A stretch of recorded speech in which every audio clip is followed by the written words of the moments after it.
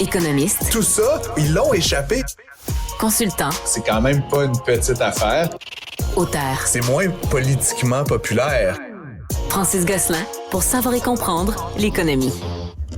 Bonjour Francis. Salut Mario. Alors, la Banque du Canada qui a donc décidé de maintenir son taux directeur à 5 %. Il y avait eu des augmentations quand même durant l'été, mais là, septembre, on touche pas. Ouais, on touche pas, puis je pense qu'on touche plus.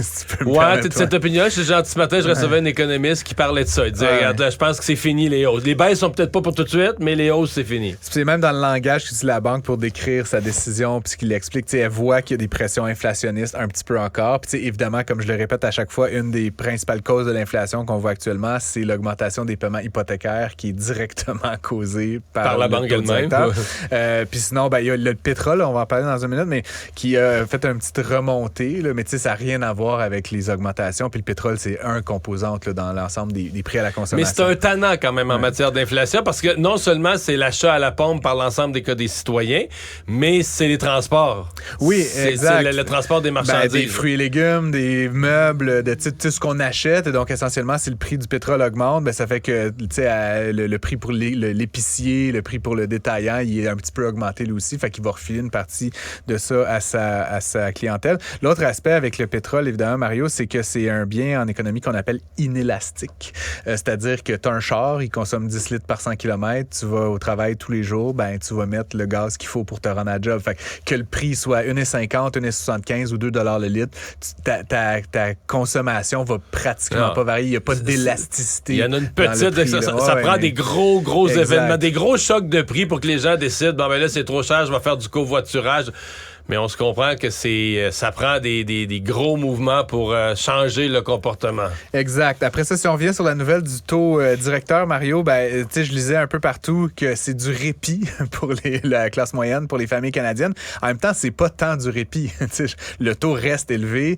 Puis il y a à peu près 40 % des détenteurs d'hypothèques qui ont renouvelé leur hypothèque, ce qui veut dire que plus de la moitié des gens sont pas encore entrés dans le nouveau monde. Il y a encore des gens aujourd'hui qui payent 2 puis 2,2 %. Puis dans la prochaine année et demie, ils vont se réveiller. Quelqu'un me disait ce matin, un collègue à TVA qui avait signé, juste avant quelques mois avant la pandémie, il avait signé un 1,95. J'ai eu ça, moi aussi, à une époque, Marius, ça faisait plaisir. Fait que, il y a quand même, comme je dis, un peu plus de la moitié de la population qui va se réveiller dans la prochaine année. Parce que quand ils viennent à échéance, ces hypothèques-là, c'est moins comique les renouveler. Puis c'est pas négociable, je veux dire, c'est pas comme si tu pouvais aller l'autre bord de la rue, changer de banque puis avoir un taux à 2,5. C'est 6,7, 6,6, 6,8. Fait que c'est dans ces eaux-là. Ce qui veut dire que pour la plupart des gens, le paiement hypothécaire va augmenter de 30 à 50 %.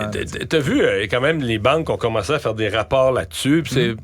Il y a des gens présentement, je vais essayer d'être clair, là, pour les gens qui sont habitués à une hypothèque, ils vont me comprendre. Tu sais, quand tu fais ton paiement, tu payes, mettons, une hypothèque, 1 500 $. Ouais. Puis là, quand tu as ton relevé, ça va te dire, sur ton 1 500, il y en a 1 000 qui est allé en intérêt. Puis 500 en capital. 500 est allé en capital. Donc, ce qui reste à payer sur ta maison a baissé de 500. Ouais. Tu as 500 de plus de payer sur ta maison. L'autre 1000, tu l'as juste donné à la banque en intérêt. Eh oui. Mais là, les taux ont monté. Fait que, mettons, il y a quelqu'un qui était dans cette situation-là. Puis là, après ça, c'était 1100 d'intérêt, 400 de capital. 1200 d'intérêt, 300 de capital. Ouais. Tu me vois venir. Puis à un moment donné, il a passé par l'étape où il était à 1500 d'intérêt puis 0 de capital. Donc là, à chaque mois, il payait... Puis là, à un moment juste donné, d'intérêt. T'arrives à 1000... Non, mais là, il y en a des gens, semble-t-il, un petit pourcentage. 20 % Mario. C'est drôle que tu parles de ça. Je me suis spécifiquement intéressé à cette question-là. Mais donc là, l'intérêt est plus que ce qu'ils payent. Oui. Donc là, mettons sur ta maison, il te restait 300 000 à payer. Oui. Mais là, le mois d'après, il te reste 300 100 à payer. Donc, ce que tu as de payé sur ta maison diminue. Parce que ton intérêt, ton paiement couvre même pas tout l'intérêt. Avec là, on reporte le surplus d'intérêt. Là, ça va plus bien du tout. Non, ça va plus bien du tout. Puis c'est drôle parce que tu mentionnais, parce que je me suis vraiment plongé là-dedans. Donc, il y a plein d'affaires qui m'ont un peu étonné, Mario. Donc, tu sais qu'au Canada, il y a à peu près 68 % des gens qui sont propriétaires. Hein? Ça, c'est comme un chiffre que je connaissais. Mais au Québec, vaguement. on est depuis... Toujours 10 8, 9, 10 plus bas. Un peu plus bas. Un peuple de locataires. Mais quand même plus de 50 %. Oui. Et là-dessus, Mario, il y a la moitié du monde que la maison est payée.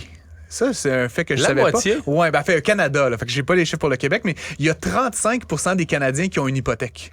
Fait que ça, c'est un chiffre qui est quand même intéressant pour moi. T'sais. Donc, il y a un tiers qui sont locataires, un tiers qui ont une hypothèque, puis un tiers que la maison est payée. Puis souvent, des personnes âgées. boomers, là, Ouais, c'est ça. Ou des gens qui ont habité dans la même maison depuis 20 ans, 25 ans, 30 ans, 40 ans, elle est payée. Mais donc là-dessus, sur le 35 qui ont des hypothèques, je lève la main pour ceux qui nous regardent, il y en a donc à peu près 75% qui sont à taux variable. Donc, non, à taux fixe. À taux variable, Mario. Il y a la majorité des gens qui sont à taux variable depuis les taux bas. Là, les gens, c'était Ouais, mais là, c'est en train de changer. Et là, c'est en train de changer. C'est Donc là, les gens actuellement sont à taux variable, mais sont en train de convertir de plus en plus vers des taux fixes parce que les taux variables sont essentiellement plus élevés que les taux fixes. Et donc, ce qui est intéressant, c'est que là-dedans, il y a à peu près une personne sur 5, donc 20% là, des détenteurs d'hypothèques, qui sont dans les situations que tu décrivais, c'est-à-dire qu'actuellement, leur paiement ne couvre pas l'intérêt sur Ils ne payent plus leur maison. Ils payent plus leur maison. Et non seulement ça, ils ajoutent de la dette à la valeur.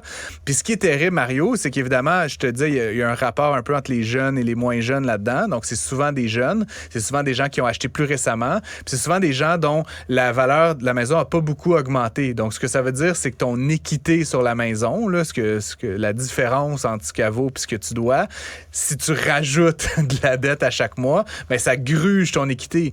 Si tu as très, très peu de dettes, si tu es à la fin de ton parcours hypothécaire, c'est une affaire, mais si tu es au tout début, puis que tu es un jeune, puis que tu as mis juste 5% assuré SCHL, puis que le montant que tu dois augmente à chaque mois, ça doit être vraiment décourageant. Là, je peux vraiment faire de l'empathie en fait, avec les jeunes. En fait, c'est que tu as vraiment hâte actuels. que les taux baissent. Ben, c'est ça. Et c'est la dernière question qu'on va discuter. Toi...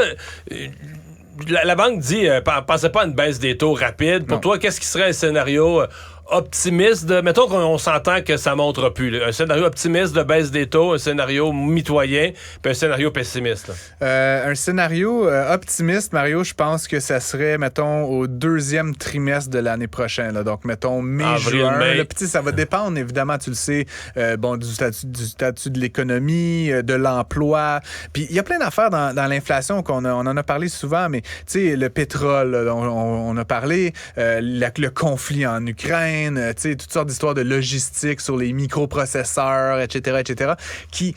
Quand même, ça s'est un peu calmé, là, toutes ces histoires-là. Ben, ça s'est calmé comme toute l'histoire, là, que le transport, les containers étaient pris. C'est ça. Ça, au port de Montréal, les containers, c'est tranquillisé. Il manque de job actuellement pour les ça, débardeurs au port de Montréal. On l'a vu la semaine dernière. Donc, essentiellement, ce que ça veut dire, c'est que je pense que les prix sont hauts, mais ils ne vont pas augmenter beaucoup plus et donc on est comme un peu sorti là, du piège de l'inflation. La banque va vouloir garder son taux assez élevé pour s'assurer que c'est fini, mais à mon avis, quand on va arriver là, à 2,5, 2,4, elle va pas inutilement garder son taux élevé. Il y a eu des petites pressions politiques là, qui ont été lancées de part et d'autre cette semaine. Je pense pas que ça fasse peur à M. Maclem, mais je pense qu'il est quand même pas insensible au fait que ça fait souffrir l'économie canadienne.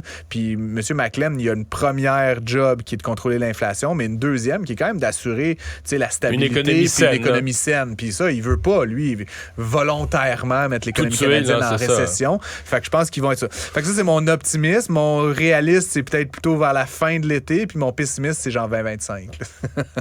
Ou Noël 2024, mettons. Tu sais, M. Maclem, à un moment donné, je pense que c'était en juillet quand il a annoncé la dernière hausse, il disait qu'il ne voyait pas une stabilité à 2% avant 2025. Tu sais, je sais pas comment ils font leur schéma, eux autres, là, mais il me semble qu'on est tellement près du but, là, c'est autour de 3% actuellement. Ouais, par contre, les économistes pensent que l'inflation va remonter d'ici la fin de l'année.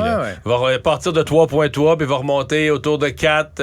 Il y a des facteurs inflationnistes qui vont rentrer. Dont les paiements hypothécaires, comme je l'ai dit, qui vont continuer à se renouveler, le pétrole, etc. Mais bon, après, moi, comme je le dis souvent, là, c'était 10% des véhicules neufs vendus qui étaient électriques, Mario.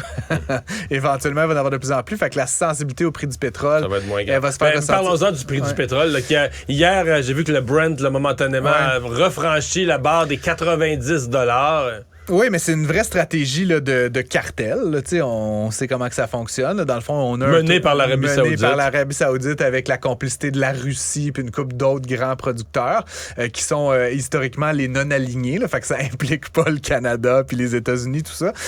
Et donc, qu'est-ce qu'ils font? Ben, ils voient que le prix est un peu déprimé. Là. Le prix du pétrole, sa monnaie était baissé à les 70 $ le baril, même 68. Ben, ce qu'ils font, c'est qu'ils coupent la production. Mais là, c'est, je pense, la 3e ou la 4e fois qu'ils coupent la production. Puis à un moment donné, donné, c'est bien le fun, tu t'en fais moins, fait que l'offre et la demande, ça fait augmenter le prix. Mais à un moment donné, ces pays-là, ils ont besoin de cet argent-là. Tu sais, l'Arabie Saoudite, là, je veux dire, ils font pas grand-chose d'autre que ça.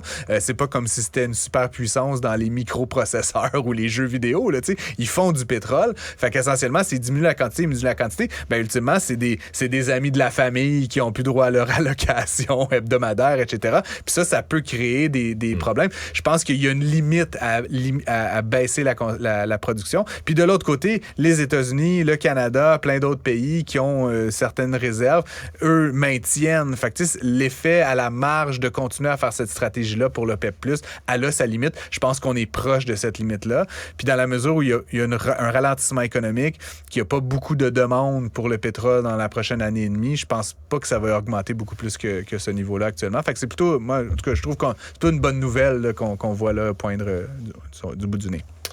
Merci, Francis. Je t'en prie. À demain.